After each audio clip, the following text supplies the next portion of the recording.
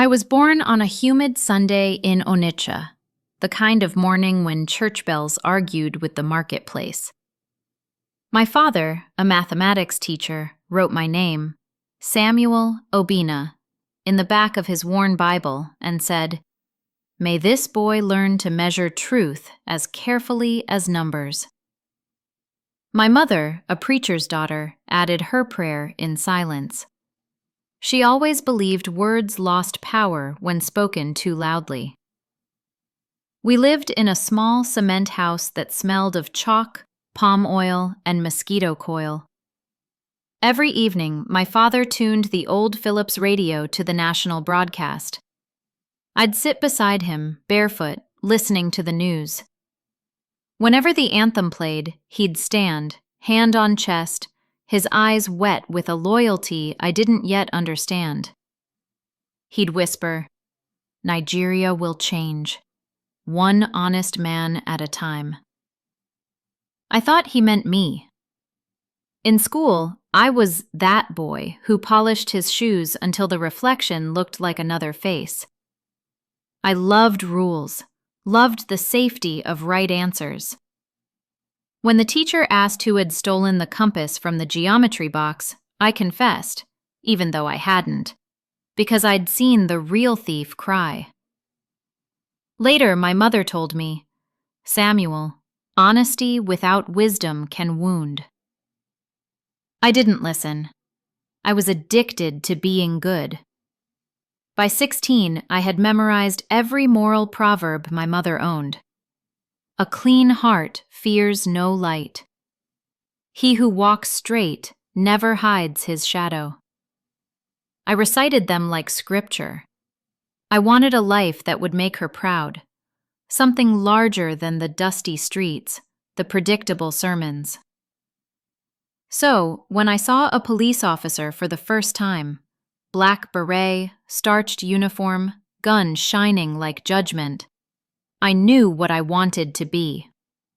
A guardian, a man people respected, a man who could speak and silence a crowd.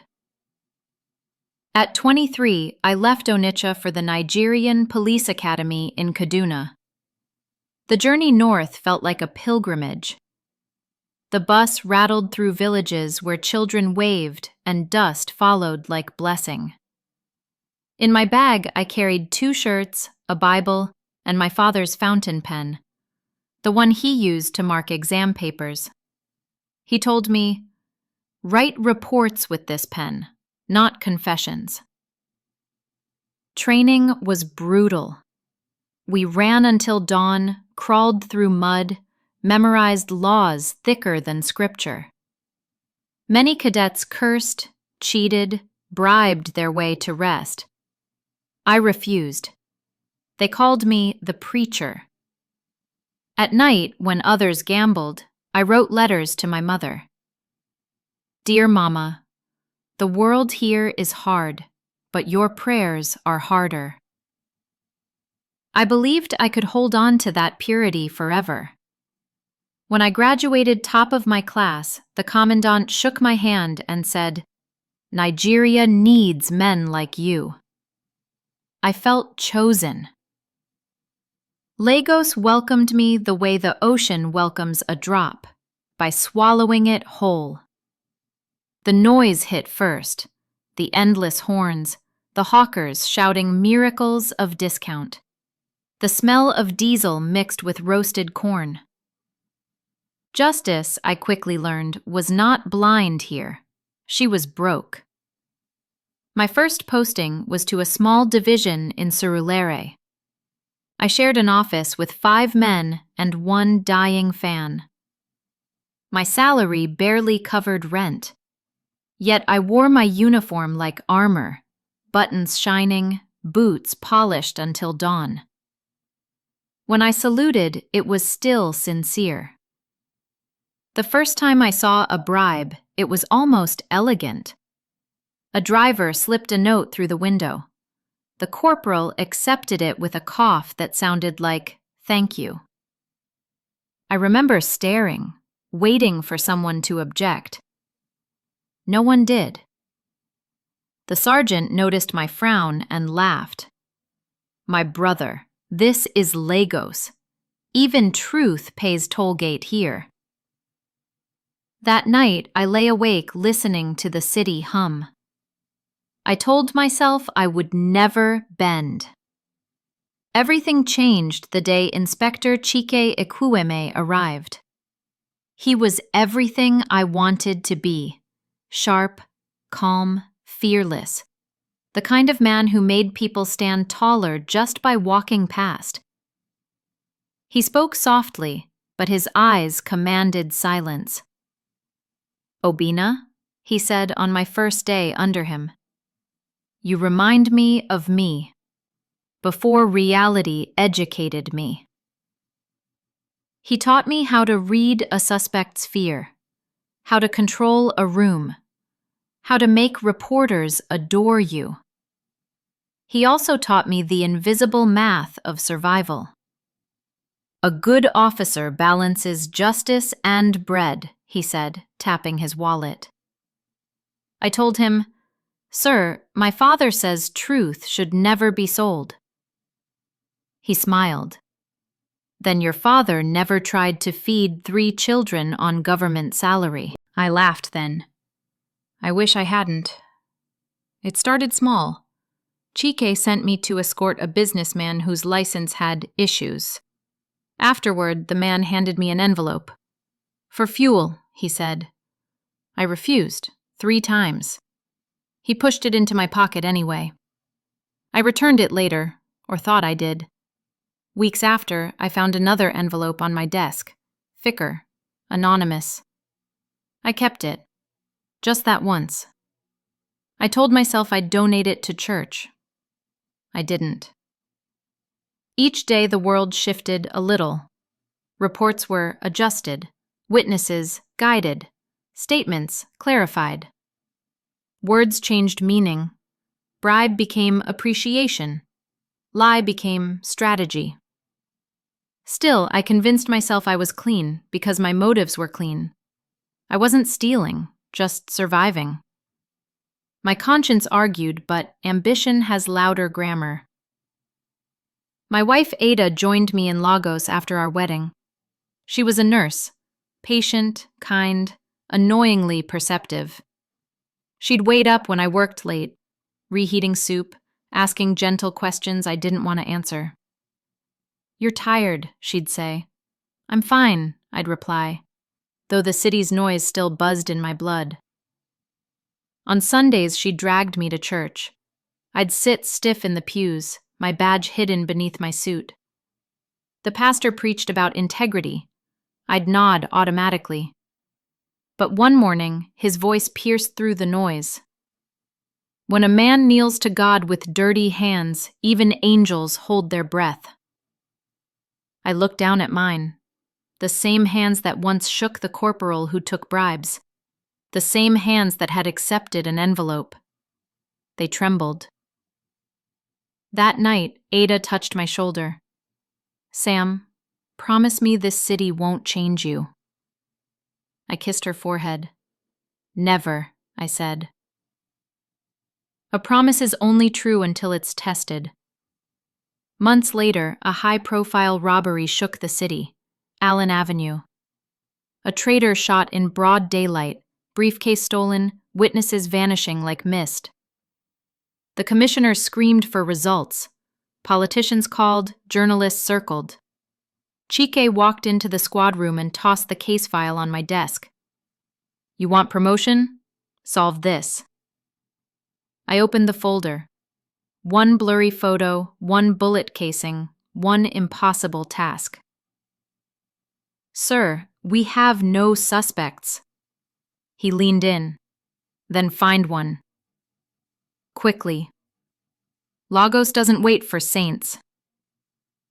I felt something tighten inside me, fear disguised as determination. I wanted to prove myself, to silence every doubt. I told myself, this will be the case that defines me. I didn't know how right and how wrong I was. Looking back, I see the cracks forming. Pride disguised as duty, fear disguised as efficiency.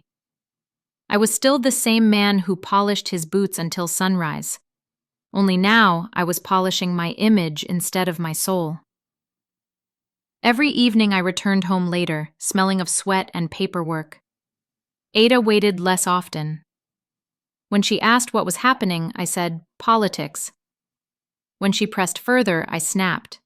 You wouldn't understand. The truth was, I was already slipping. Not falling, not yet, but leaning toward it. Lagos rewards results, not righteousness. Each success bought me another salute, another headline, another illusion of purpose. Sometimes in the silence before sleep, I'd hear my mother's voice. A clean heart fears no light. And I'd whisper back, then why am I afraid of dawn? The night before it all began, I stood on the police station balcony watching the city lights tremble like nervous stars. Rain threatened but didn't fall. Somewhere a generator coughed, a dog barked, a siren wailed and faded. I touched my badge, still warm from my chest, and felt pride. But beneath it, another sensation stirred. Hunger. Not for justice, not anymore, but for recognition. That's the night ambition became my religion. And every religion, when twisted, builds its own altar of sacrifice. The robbery on Allen Avenue began like every other Lagos crime, sudden, loud, and full of witnesses who remembered nothing. A trader shot dead in his car, a briefcase gone, a crowd screaming. The newspapers printed the same question across every page. Where is justice? The commissioner's anger came next. He slammed his palm on the conference table. We are losing control. The people think we're sleeping.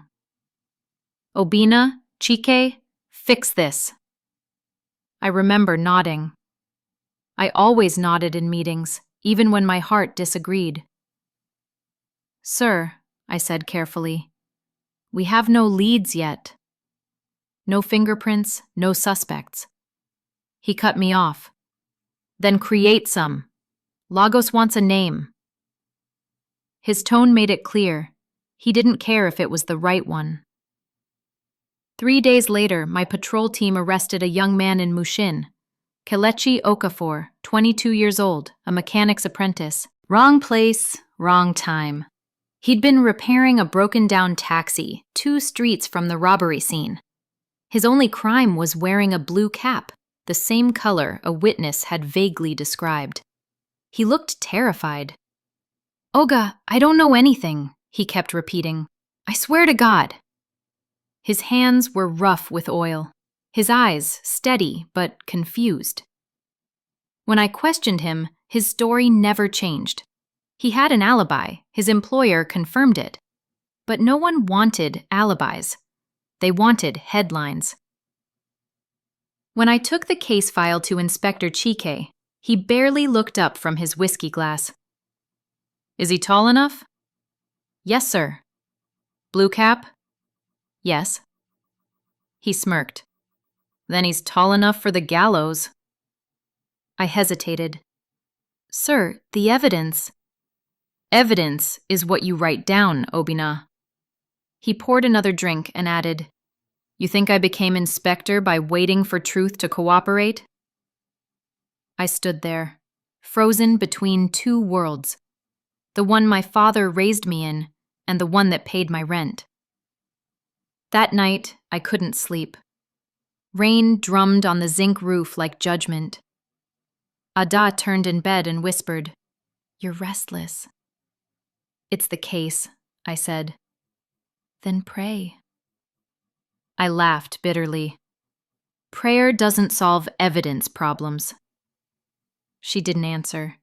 She just touched my hand and whispered, Then don't let the city choose for you. But by morning, the decision was already made. In the evidence room, I stared at the bullet casing recovered from the scene. One single piece of metal, unmarked, lonely. Next to it was Kalechi's file, clean, ordinary. I opened my drawer, took out a bag, slipped the casing inside, and labeled it, "Recovered from Suspect's Workshop." My handwriting shook. I could feel my pulse in every stroke of the pen. The act itself took less than 10 seconds, but in those 10 seconds, the man I was, the boy who believed in light, ended. By afternoon, I'd written a full report. Witness statement adjusted, ballistic match fabricated, fingerprints confirmed. When I handed it to Chike, he smiled. "See? You're learning how the world works," I told myself. I was saving the city from panic, giving people a sense of order. But deep down, I knew I was saving only myself. My career, my reputation, my illusion of control. The next day, headlines screamed, "Heroic police officer nabs Allen Avenue killer." My photo appeared in the papers. The commissioner shook my hand before the cameras. "Good work, Obinna. Lagos needs more men like you." I smiled, teeth white, heart dark. That night, Ada showed me the newspaper, glowing with pride. "You see?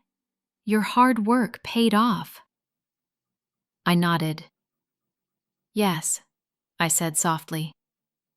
"It paid off." She didn't notice how long I stood in the bathroom afterward, scrubbing my hands under cold water. 2 months later, the trial began. Kalechi stood in the dock, shackled, trembling. His mother sat behind him, her wrapper faded, clutching a Bible so tight her knuckles whitened. The prosecutor read my report aloud, every false word echoing through the hall. When asked to testify, I walked to the stand, raised my right hand, and swore to tell the truth, the whole truth, and nothing but the truth. For a moment, I thought I'd collapse. The oath burned like acid. But my voice didn't tremble. I was too practiced. Yes, I found the bullet casing in the suspect's workshop. Yes, the fingerprints matched. Yes, he confessed indirectly. Each yes felt like another shovel of dirt on my conscience. When the verdict came, guilty of murder, sentenced to life imprisonment, the courtroom erupted in applause. Journalists flashed cameras. The commissioner clapped my back. "You did well, Obinna. You've restored faith in the force." Kalechi turned toward me, tears streaking his cheeks. "Officer," he said quietly, "you know I didn't do it." I looked away. The night after the sentencing, the department threw a small party in my honor. Music, laughter, praise. Chike raised a glass. "To our golden boy, Obinna, the man who brought justice to Lagos." They cheered. I forced a smile and drank. The whiskey burned less than my guilt. One officer whispered to me, "You'll make superintendent soon. Maybe even deputy." I pretended to be modest, but my chest swelled. Guilt doesn't cancel pride. They coexist, like light and shadow. Later, in the bathroom, I leaned over the sink. The mirror was fogged from heat and alcohol. I wiped it clean and saw a stranger staring back. Confident, celebrated, empty. I whispered, "What have you done?" The stranger in the mirror didn't answer. He just smiled. Weeks turned into months. Kalechi's name disappeared from the news. New crimes replaced old headlines. I convinced myself that what I'd done was necessary, that one false verdict had preserved peace. But at night, the city grew quiet, and silence became unbearable. I stopped praying. It felt dishonest. At church, I sat through sermons about forgiveness and heard nothing. The choir's songs sounded like mockery. One Sunday, my mother called. "Son, I saw your promotion on TV. I'm proud." I wanted to tell her the truth, to hear her voice cleanse me. Instead, I said, "Pray for me, Mama." She laughed softly. "Always." The more I tried to bury guilt, the more it grew. I saw Kalechi's face in every suspect, every beggar at the roadside. His mother appeared in my dreams, holding that same Bible, whispering prayers I couldn't hear. One evening, during a patrol in Yaba, a gunshot echoed nearby. We rushed toward the sound, a petty thief gunned down by vigilantes. When I saw the body, something broke. He was young, barefoot, wearing a blue cap. I stood frozen while others laughed and kicked the corpse. Chike shouted, "Obinna, write the report." I nodded, but my pen wouldn't move. My hands were shaking again. That night, Ada found me on the balcony, staring into the dark. "You've changed," she said softly. I didn't answer. She touched my face. "I miss your prayers." I almost told her everything. I almost confessed. But I couldn't bear to see disgust in her eyes. So I lied again, the smallest, most poisonous kind of lie. "I'm fine," I said. When the commissioner called me to his office weeks later, I expected reprimand. Instead, he smiled. "Congratulations, Obinna. You're being promoted to detective superintendent. You've earned it." He slid the letter across the table. My heart should have leapt. It didn't. He continued, "We need people like you in special crimes. Clean, decisive, fast." Clean. That word hit harder than any bullet. As I left his office, reporters waited outside. Flashbulbs popped. "Superintendent Obinna, how does it feel to be the city's rising star?" I forced a smile. "It feels good to serve," I said. Inside, it felt like I was standing on someone else's grave. A month later, I was driving home through Surulere when I saw her, Kalechi's mother, standing outside a church, holding a single candle. Rain threatened overhead, but she didn't move. I slowed down, rolled down the window. For a moment, I wanted to tell her everything, that her son was innocent, that I was sorry, that I'd trade my badge for forgiveness. But the words stuck. Pride strangled them before they reached my lips. Our eyes met briefly. She didn't recognize me. She just whispered to the candle, "God, show them the truth." Then she blew it out. I drove off, headlights cutting through the mist.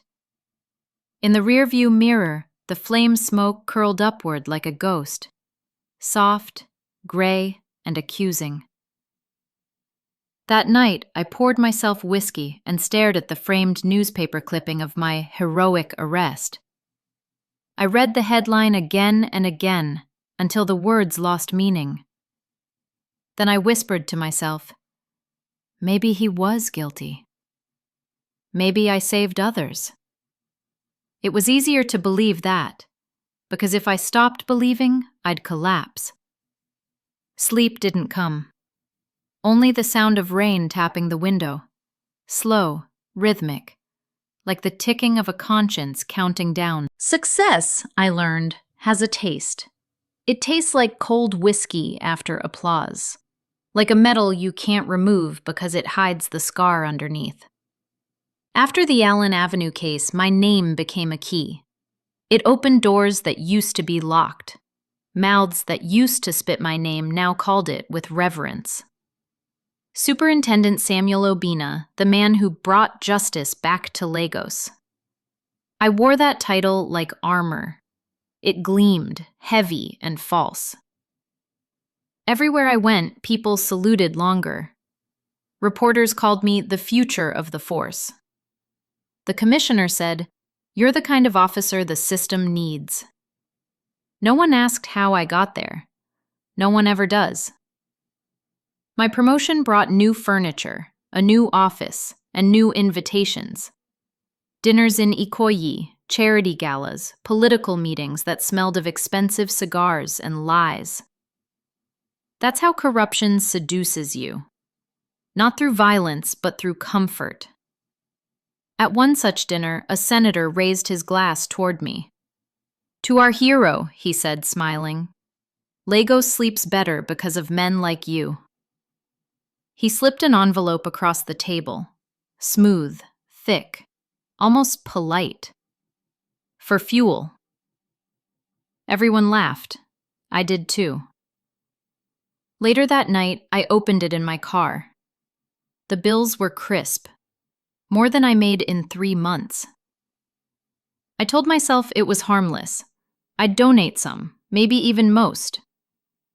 But when morning came, I didn't. I bought a wristwatch instead. Gold, heavy, loud.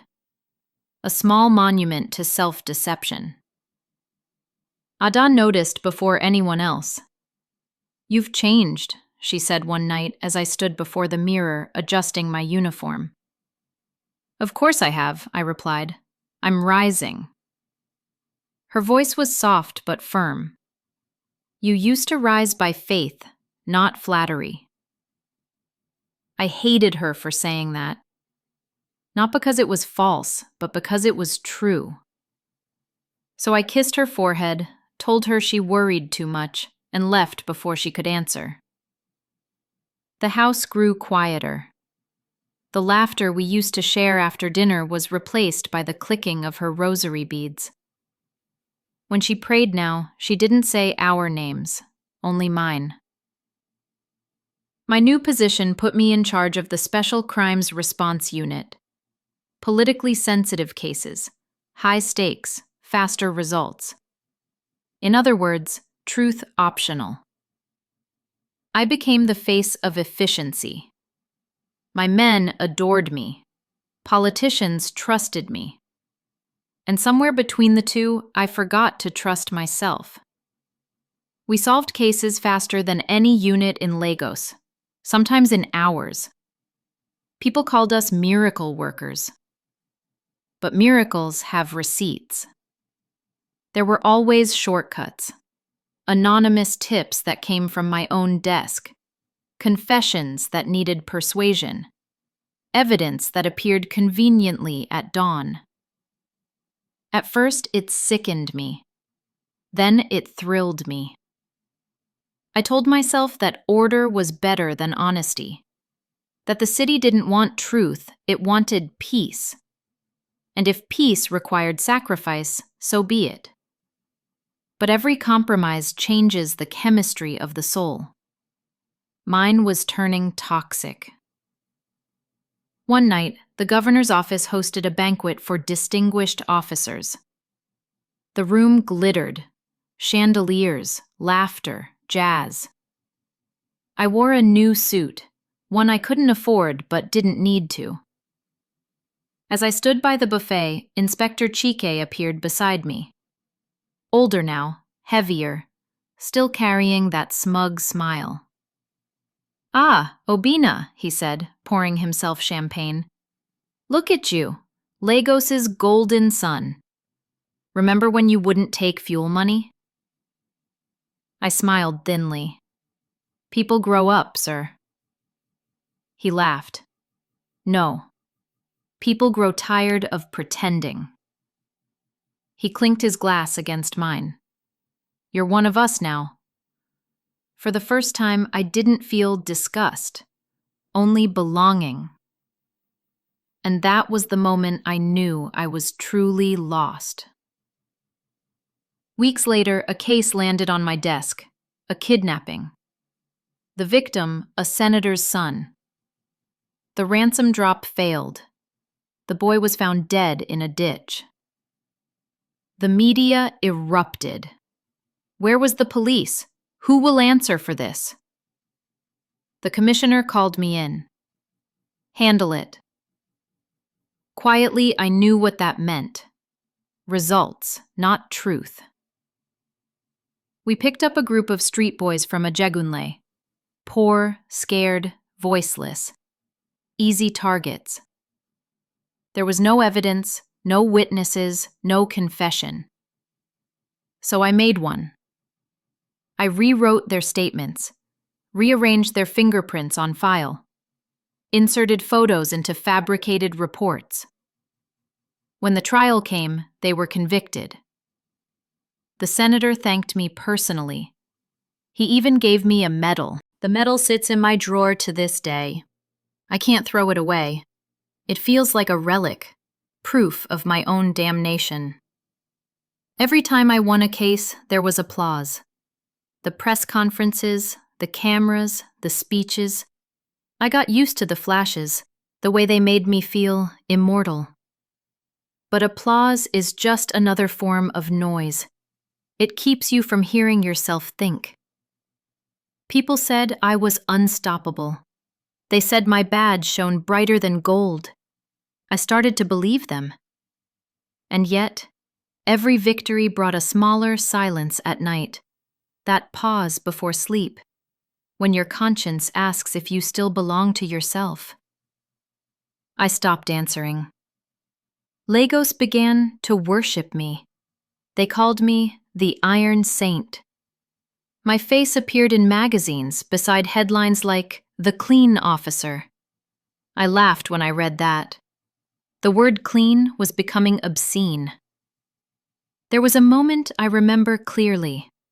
I was driving home late, sirens echoing from somewhere distant, the city lights flickering like pulse.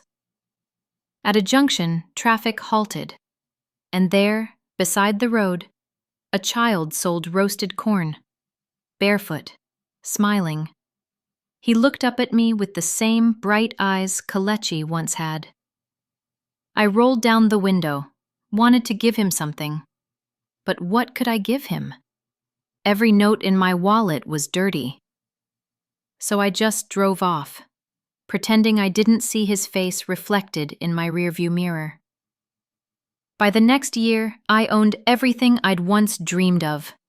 A new car, a house in Lekki, a gold wristwatch so heavy it left marks on my skin. Ada rarely smiled anymore. "You're chasing shadows," she said. "The more you get, the less of you I see." I wanted to argue, but she was right. I'd traded love for reputation, faith for function. One morning, she found me staring at my badge. "Do you even know why you joined anymore?" she asked. I whispered, "Because I wanted to make a difference." "Then look at yourself," she said quietly, "and tell me if you still are." I didn't answer. I just tightened the strap of my watch and left. The gold felt heavier that day. So did my silence. One Sunday, I walked into church alone. I hadn't been in months. I sat in the back, away from the sunlight streaming through the stained glass. The pastor was preaching about the story of Pilate, how he washed his hands after condemning the innocent. He said, "Some men wash their hands, but never their hearts." The words struck deep. I bowed my head, whispered, "Lord, I didn't mean to be this man." Then I stopped, because I realized I didn't even know who I was apologizing for, Kelechi or myself. One night, after a long day of interrogations, I stopped my car near the ocean. Rain poured hard, drumming against the hood. I stepped out, drenched, the city behind me a blur of lights and sirens. I shouted into the wind, "I did it for peace! For justice!" But the wind didn't care. It just howled, cold and endless. Then, faintly, or maybe only in my head, I heard a voice. "Officer, you know I didn't do it." It was Kelechi's voice, soft, calm, certain. I fell to my knees, gripping the wet sand. The waves crashed closer, as if trying to pull me under. For a second, I almost let them. But I didn't drown. Not yet. I just went home, soaked, shaking, and poured another drink. A few days later, my secretary brought me a file. "Sir, a man named Emeka is requesting to speak with you. Says it's about an old case." I nodded absently, not knowing that the file in her hands and the man waiting downstairs would be the beginning of my collapse. She left the room. I sat there, swirling my glass of whiskey, unaware that the ghosts I'd buried were already on their way back. You can't bury the truth in Lagos.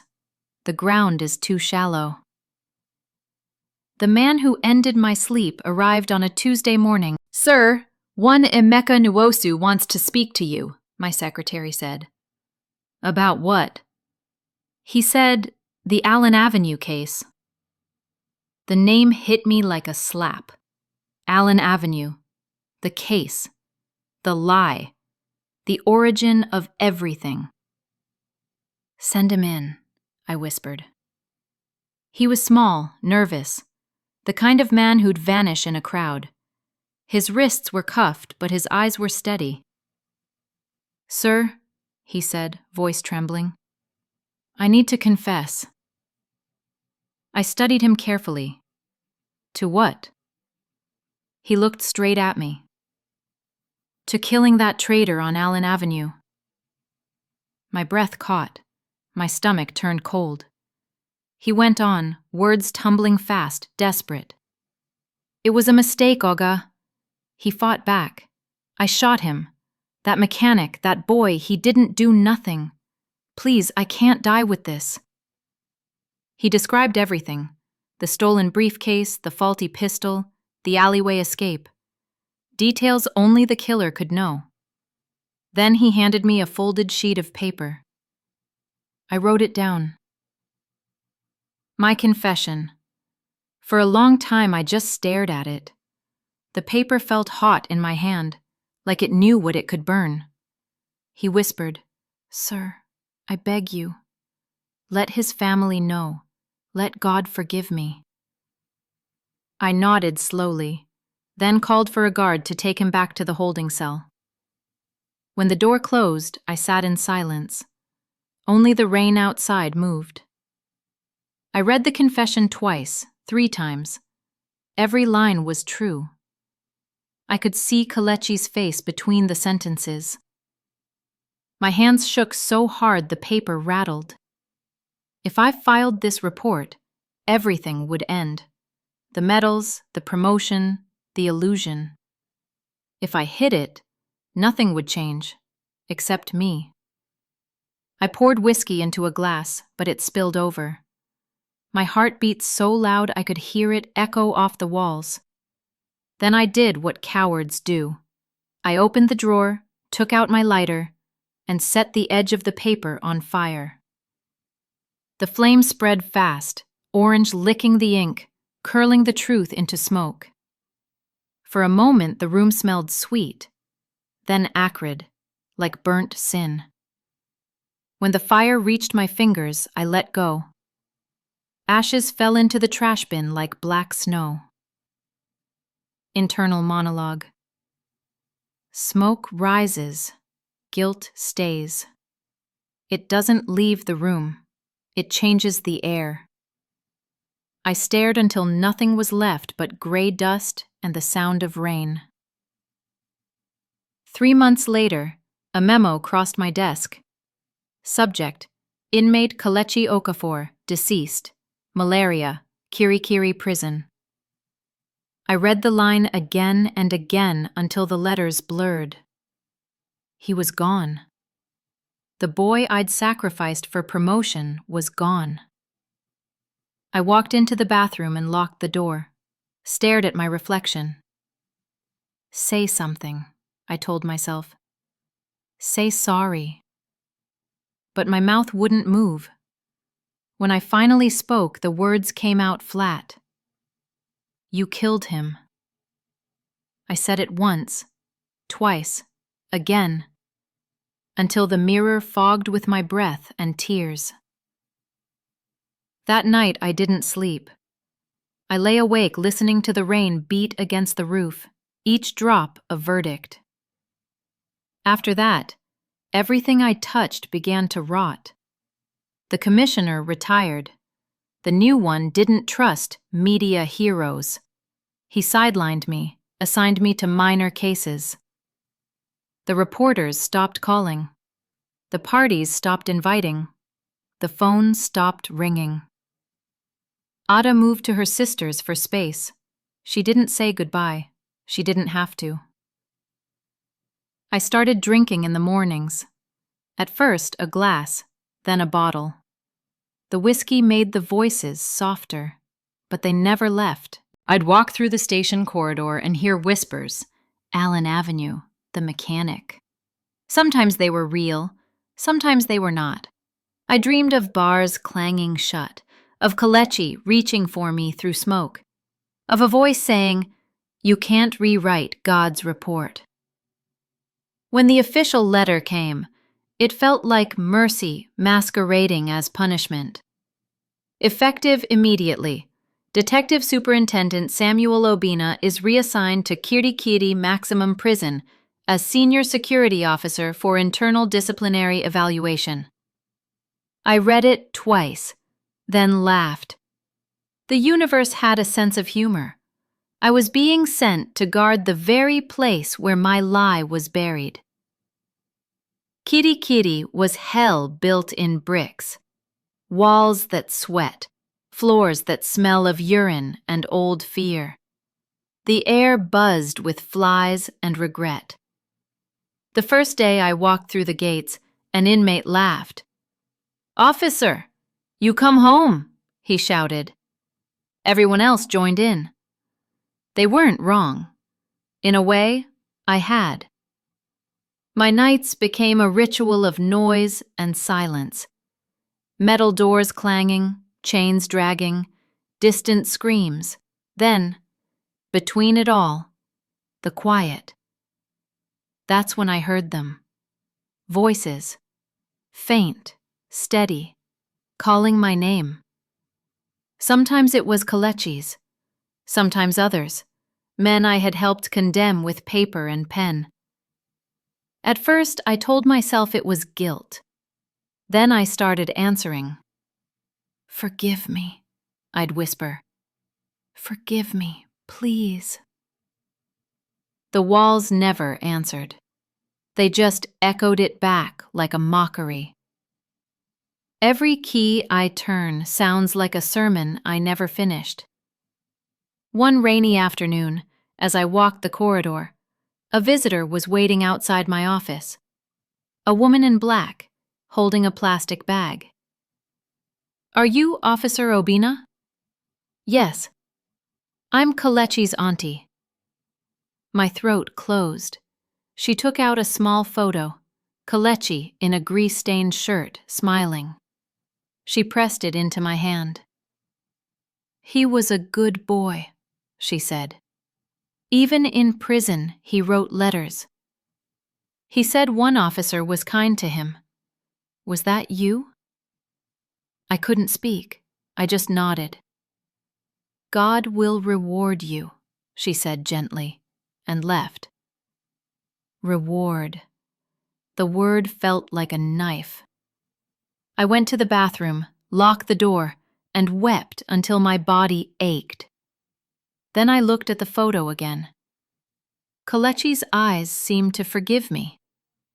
That made it worse. I tried writing a confession to the Justice Ministry. 4 times I started. 4 times I tore it up. The fear was still stronger than the guilt. One night, after lights out, I finally wrote it again. To whom it may concern, I am responsible for the wrongful conviction of Kelechi Okafor. The words bled from my pen like a slow wound. When I finished, I folded the letter, sealed it, and hid it beneath my uniform. The next morning, I walked to the post office outside the prison compound. Rain had turned the ground to mud. I mailed the letter. Then I waited, for arrest, for judgment, for anything. Nothing came. A month passed, no reply, no summons. The world didn't care. Maybe it never had. Officially, I was never charged, but fate is an efficient warden.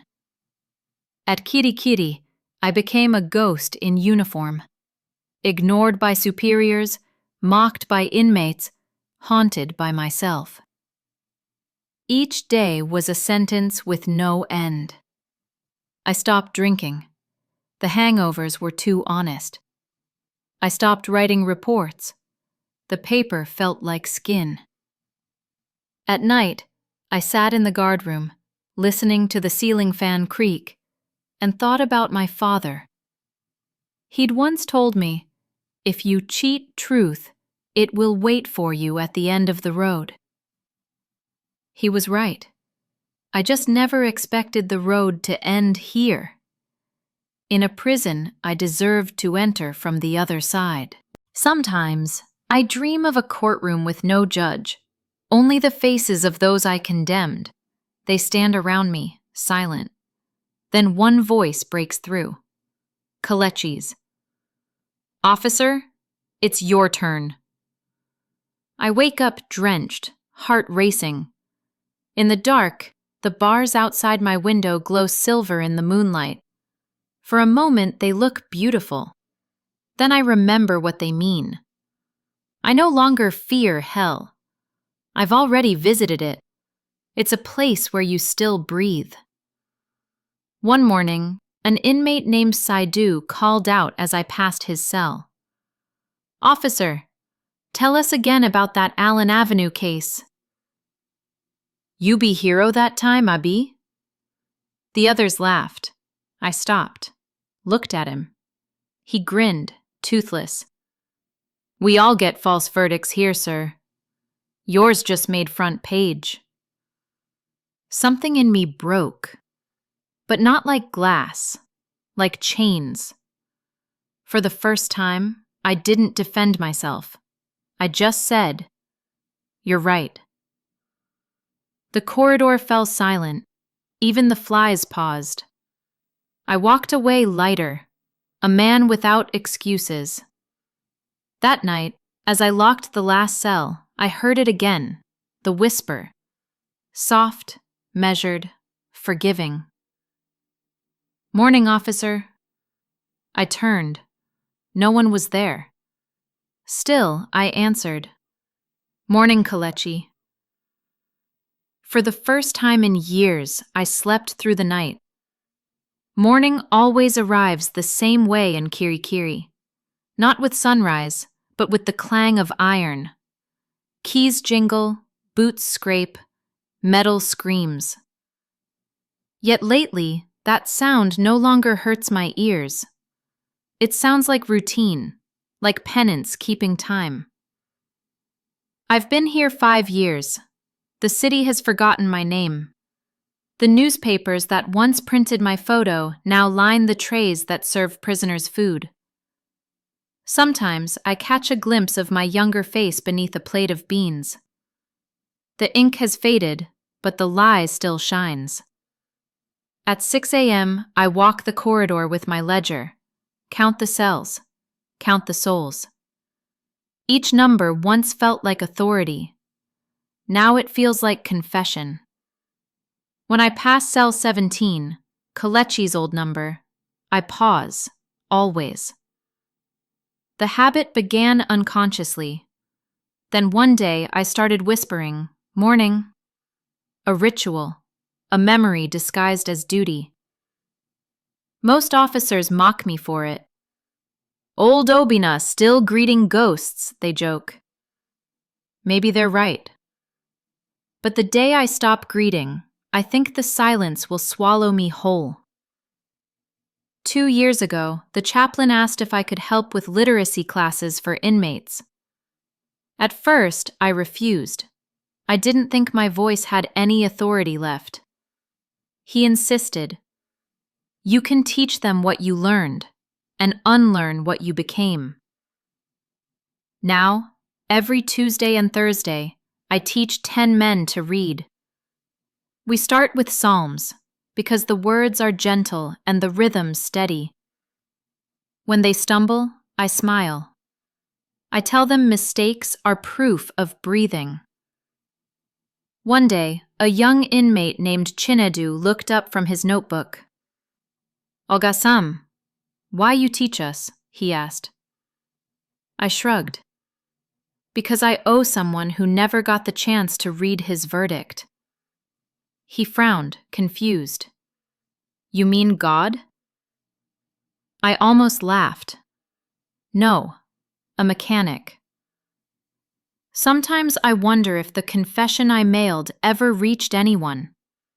Maybe it sits in a drawer, gathering dust between forgotten files. Maybe it was thrown away. Maybe the clerk who opened it read the first line, sighed, and poured himself tea. It doesn't matter anymore. I wrote it for truth, not for them. The letter began with 6 words. I condemned an innocent man. I ended it with 3. I am still alive. Because living, I realized, was the punishment. Death would have been release. Life means remembering. Last year, Ada came. It had been 4 years since she'd left. She looked older, but her eyes were kind again. That same soft brown that once anchored me. We sat in the visitation room, separated by scratched glass. She held the phone to her ear. "You've lost weight," she said. I smiled. "Guilt is good exercise." She didn't laugh. Instead, she whispered, "I heard you teach now." "Yes." "Do you still pray?" "Every day." She looked at me for a long moment. Then tears welled. Then maybe God still listens. When she left, she pressed her hand against the glass. I matched it from the other side. Between us, the fingerprints blurred together, past and present touching for a second before fading. A month later, I visited the prison's small cemetery, an overgrown patch behind the wall where unclaimed bodies are buried under numbered stones. Somewhere beneath one of those markers lies Kalechi. His grave isn't labeled, just a wooden stake, number 27. I knelt, knees in the mud. I spoke softly. "They called me a hero because you couldn't speak. I called myself a soldier because I was afraid. But you remained innocent even when the world said otherwise." The wind rustled, carrying the smell of salt and rust from the lagoon. I closed my eyes and listened. I swore I heard a voice, calm, forgiving. Or maybe it was only the leaves. Either way, it felt like release. This morning, a young recruit shadowed me. Fresh uniform, eager smile, eyes full of the same illusions I once carried. "Sir, any advice for someone who wants to be like you?" he asked. I stopped walking. The question pierced deeper than he knew. I looked at his badge, still shiny, still innocent. Then I said, "The badge will test your soul more than bullets ever will. Keep your hands clean. And if they ever tell you to choose between truth and promotion, choose truth. The other one comes with ghosts." He laughed awkwardly, thinking I was joking. He'll understand someday. Everyone does. Usually too late. Lately, my dreams have changed. The nightmares, the bars, the fire, the screams have quieted. Now I see Kelechi standing by the prison gate, sunlight behind him. He smiles. In the dream, I kneel. "You forgive me?" He doesn't answer. He just nods, then walks away into the light. When I wake, my pillow is wet, but I feel lighter. Maybe forgiveness isn't something given. Maybe it's something grown. The prison chaplain once asked me to speak during Sunday service. "Just a short word," he said. "You've lived what we preach." I stood at the small podium, facing men in blue uniforms, some guilty, some not, all listening. My hands shook. "I was once like you," I began, "but my prison started before these walls. It began the day I lied and the world clapped for me." They were silent. Even the guards at the back stopped whispering. I used to think justice meant punishing evil. Now I know it also means confessing yours. If you ever get out, don't chase respect. Chase peace. It lasts longer. When I finished, the chaplain placed a hand on my shoulder. "That's the truest sermon I've heard in years." I smiled faintly. I was preaching to myself. Some nights, during power cuts, I light a small candle in my room. It's the same kind Kelechi's mother once held outside that church in Surulere. The flame flickers like memory, fragile but stubborn.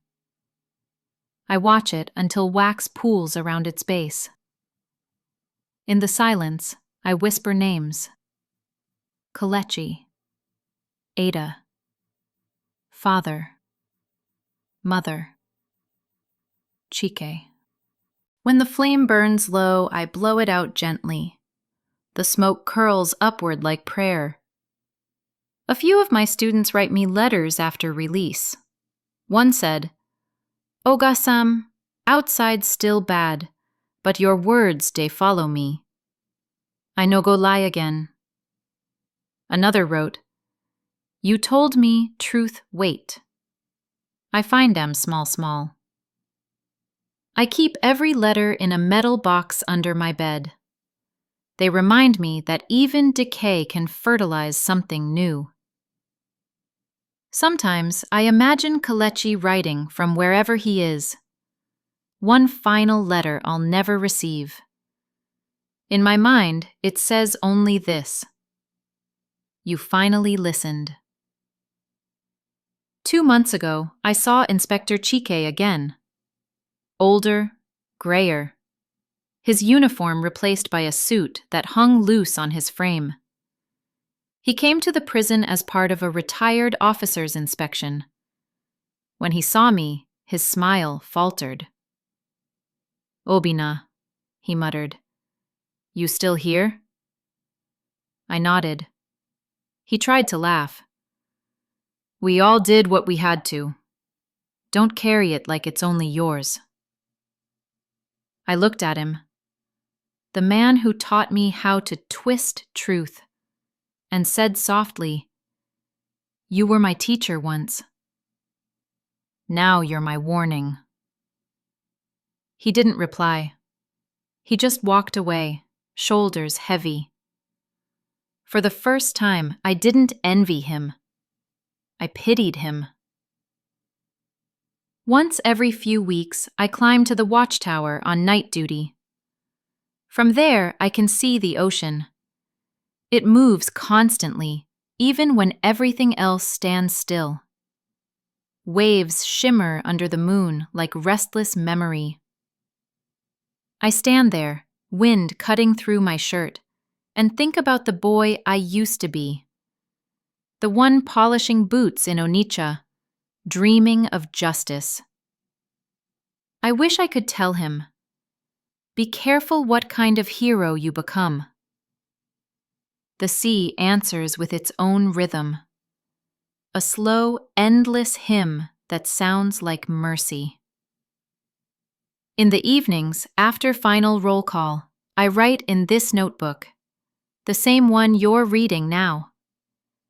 It isn't a confession anymore. It's a map of survival.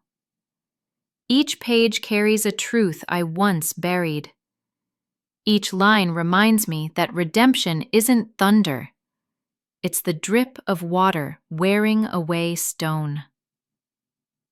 If someone finds this after I'm gone, I want them to know, I wasn't a good man, but I learned how to be honest.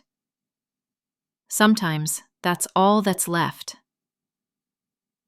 The warden says I'll retire soon. "You've done your years," he told me. I smiled. My sentence began before this job. He laughed, not understanding. When that day comes, I'll walk out the same gate the prisoners use. No escort, no medals, no applause. I'll carry my small box of letters and the photo of Kelechi. I'll find a church, maybe near Surulere, and light a candle that never goes out. If I've learned anything, it's this. Truth is patient. It waits until your noise dies down. Guilt is faithful. It never forgets your address.